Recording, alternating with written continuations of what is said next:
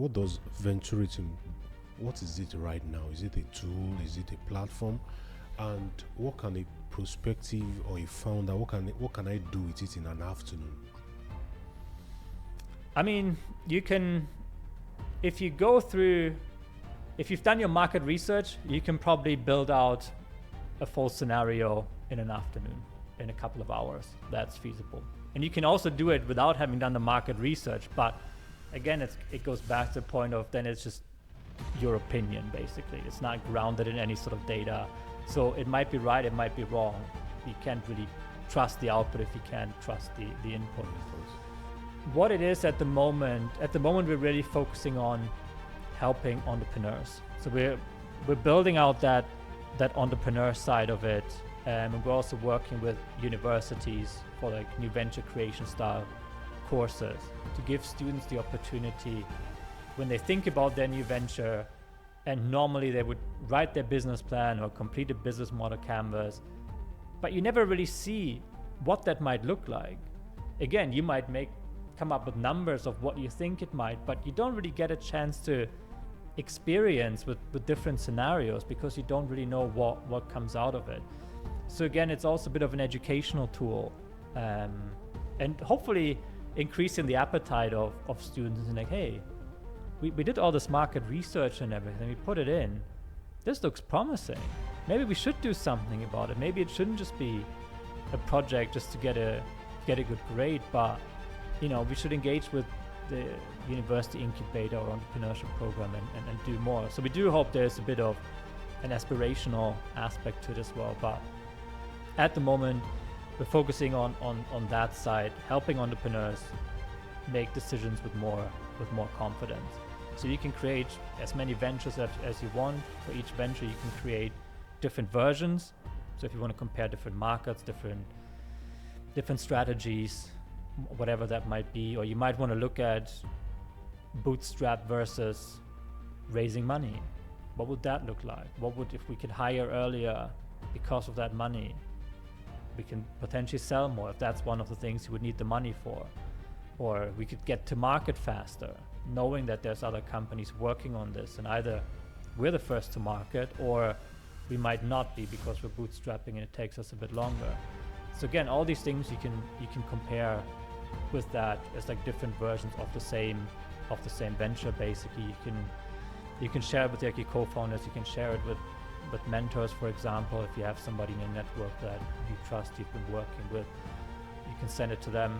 They can kind of comment on it, or they can even make changes depending on what you do. So at the moment, we're focusing on that part, but the goal is to ultimately it being a tool for everyone in the ecosystem to make decisions with more confidence. So having the investor side as well, where there's a direct interface where you create a venture and you've been working on it, and you can make it searchable for investors. So they get, they can have a look at who's building what in Glasgow, for example, in Edinburgh, if they filter by that, and you make your location available, or you say we're in this market, we're looking for funding, and things like that. And again, it allows them to not only look at what the projection is and what the direction of travel might be for your business, but again, turning the page, going back to, these assumptions make sense, like that,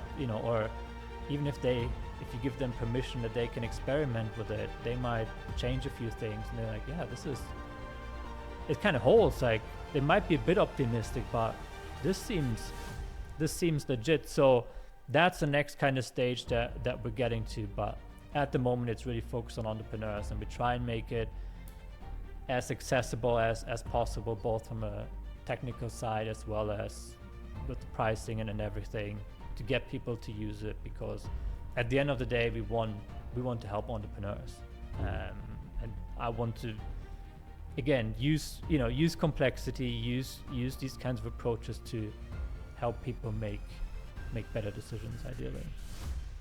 Help people make better decisions. Now, in making this decision, where does the data come from? Is it from public benchmark? Is it from founders? Is it from your priors?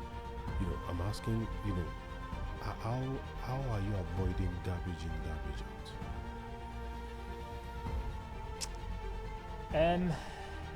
You can't completely, because again, you as a user are free to put in whatever you want. The moment that is the version that is live at the moment relies purely on your own research, your own data. So we don't necessarily, there's some assumptions built in the model that we've seen for certain types of businesses, but the general dynamics, the main dynamics are all driven by your own research, by your own data. That's why there's about 70 or so the variables in there potentially that you need to, and sometimes it's a yes, no, sometimes it's you need to estimate a value, sometimes it's a number in terms of what the size of your market is, or some are more, what is the relative complexity or novelty in your product, and we give you like a range from like 0 to 1, what that means. 0 being something like you're opening a new bakery next to another bakery. Like there's nothing new, which is not a bad thing, but it's just not new. Whereas if you go towards the other end, towards genome sequencing or something like that, like would be like a 1, like something that's radically new that's going to change what's possible for humanity. So there's lots of different types of information and things that you need to put in, and you need to ideally, there's like text fields where you can give like a rationale for why something, you can put in a citation of comes from that report or this report, or this is based on interviews that we did with industry experts or potential customers or academics or competitors even. You might have talked to them at industry events. So like evidencing where things come from. You can upload documents as so if you go back, or if you share it with an investor, they can go back and you'll be like, yeah, see that report, that's where that number comes from. They can go back and be like, okay, that seems like rigorous research, or like quality material that we can rely on. So it's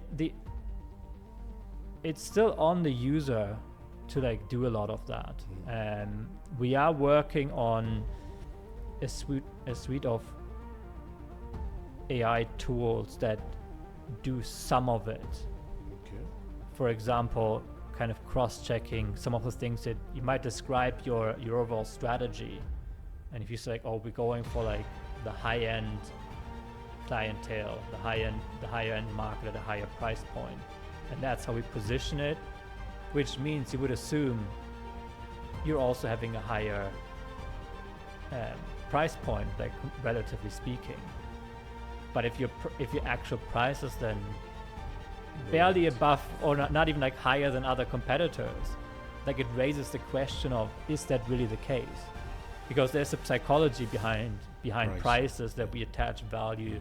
Something is more expensive, we at least instinctively like put more value on it, or think it's worth more, so that it would flag some of these like inconsistencies potentially, or would even help you find data. But even with that, what will never be, or what we're trying to avoid, is taking the human out of the loop, that you basically just say, I want this business, and AI does deep research and completes everything and runs it and presents it to you. Like, we want you in the loop, saying yes, no, changing suggested parameters and things like that, because at the end of the day, we believe that you as the entrepreneur matter. Like, you have unique insights. There's something about you want to do something, that you have an insight or you have an idea.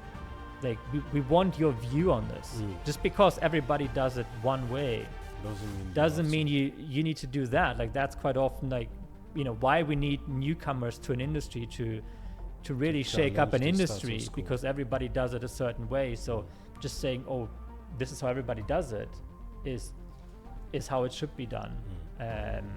So that's why we want the entrepreneur in the loop. We want the entrepreneur to like make decisions, change things, and not necessarily rely on what an AI assistant, for example, might suggest for certain values. But again, help you make better decisions, help you maybe find data that you've not found, or just cross-check things for you where your thinking might have evolved, but you haven't maybe updated certain parts of it, and it flags like, hey, in this part you described it as this seems inconsistent.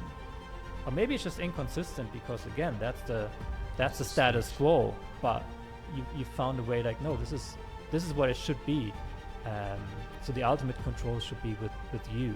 And it also means whether it's garbage in depends on you.